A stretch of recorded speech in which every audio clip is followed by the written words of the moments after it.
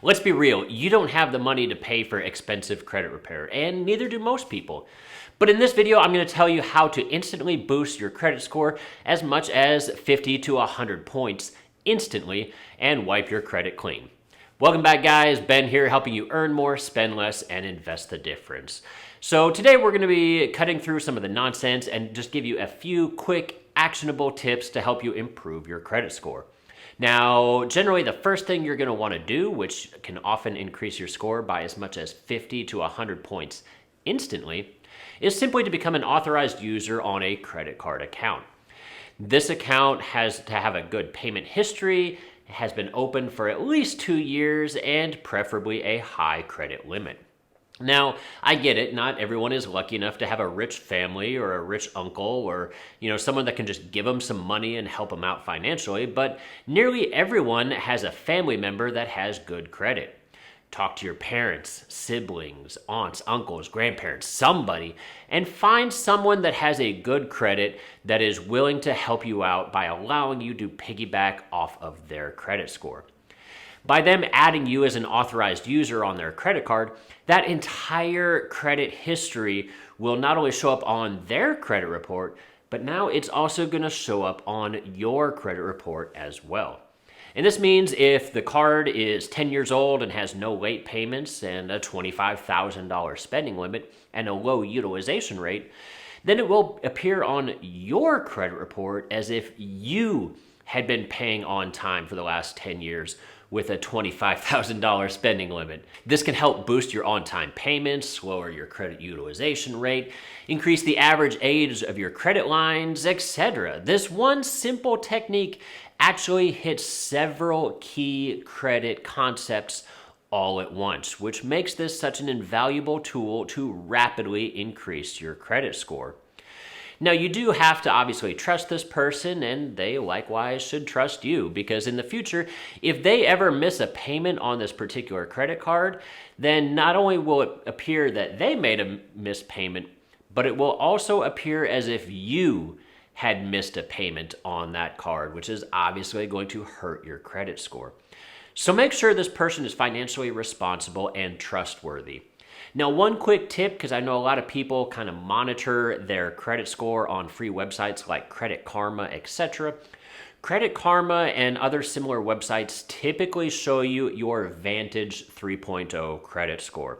Now, this tip will not help your Vantage credit score. Being an authorized user does not, I repeat, does not affect your Vantage credit score. So if you're trying to monitor your progress, don't worry if you don't see immediate results.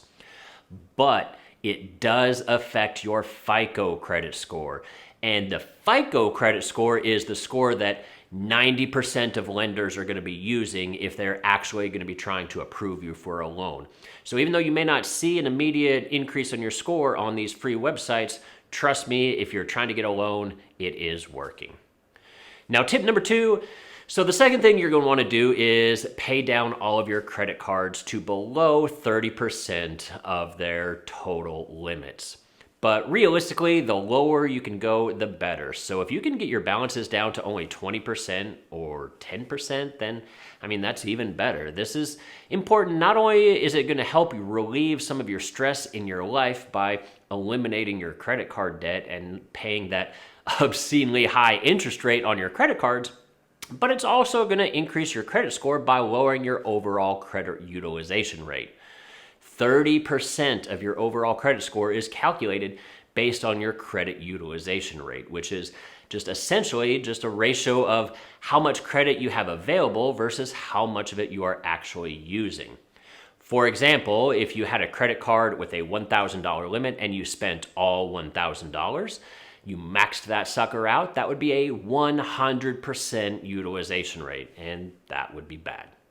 However, if instead you had a card with a $10,000 limit and you still spent the same $1,000, your total spend is the same, but in this case, now you're only using 10% of your available credit. And in that case, that would actually help your credit score.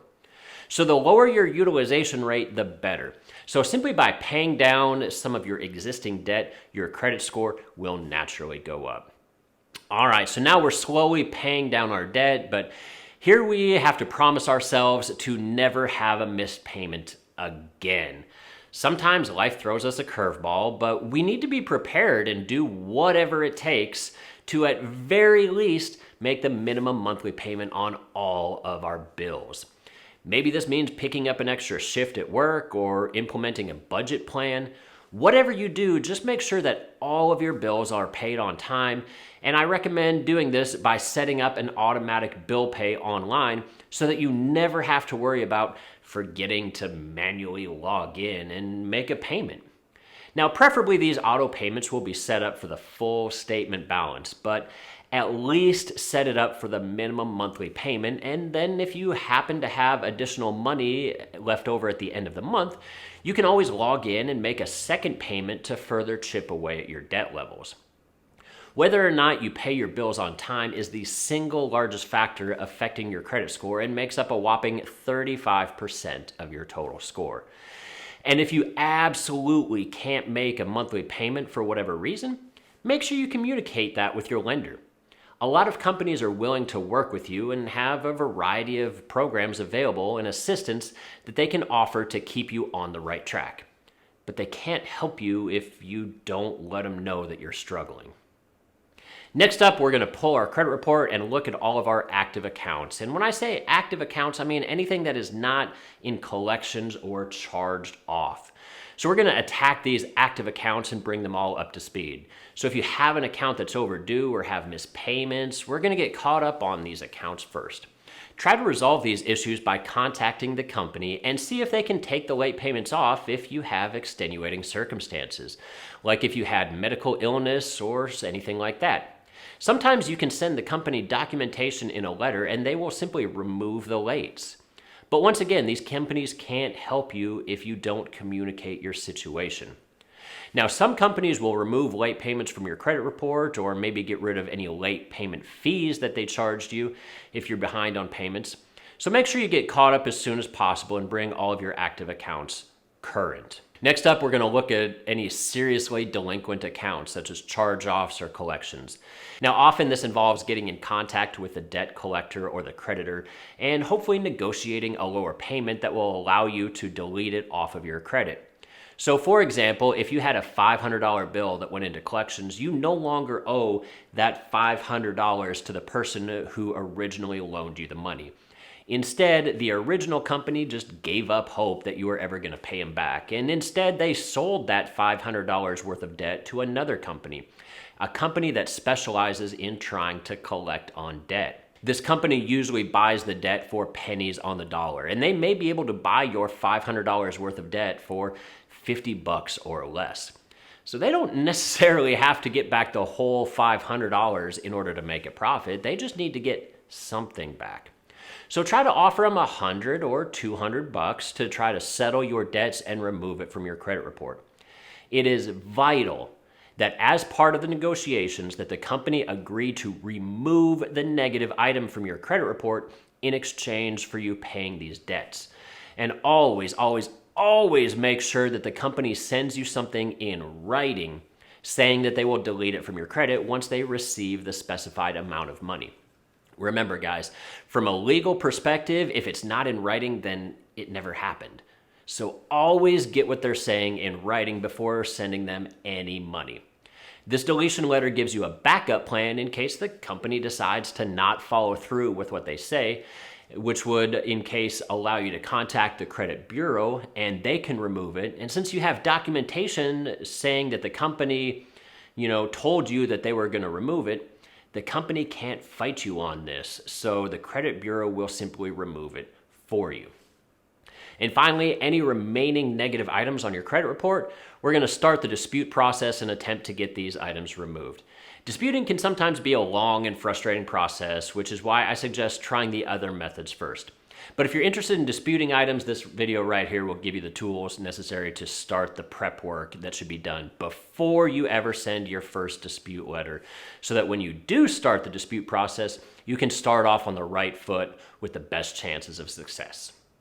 By simply following these simple techniques, your score could instantly go up by 100 points or more, And more importantly, these strategies will ensure that as time passes, your score will continue to go up. And that is ultimately the long-term goal, is to achieve that long-term 800 plus credit score.